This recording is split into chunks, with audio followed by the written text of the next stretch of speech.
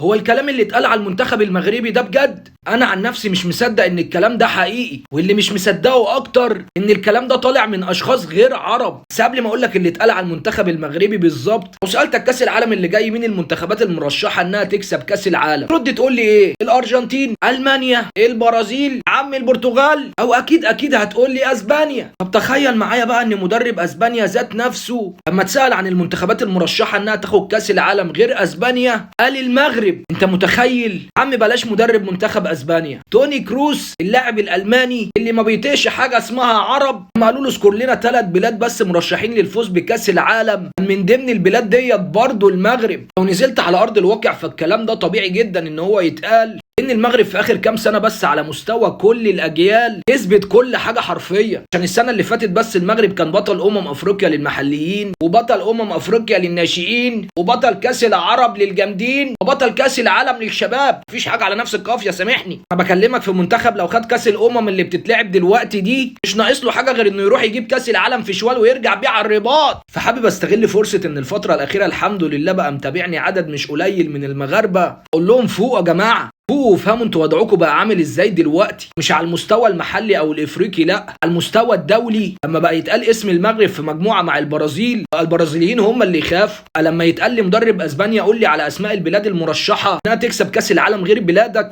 ينسى بلاد اوروبا ويقول المغرب. في لاعب واخد كاس العالم 2014 يرشح المغرب على حساب بلاده. يا جماعه ساندوا بلادكم اكتر من كده، مش من مجرد تعثر ولا 2. تعلقوا للناس دي حبل المشنقه، حاولوا تفهموا ان الجيل ده مع الراجل ده الكتيبه دي وقت ما عايشين العالم كله في حاله من الرعب، فاي حد ما يتمناش ان خصمه يكون المغرب.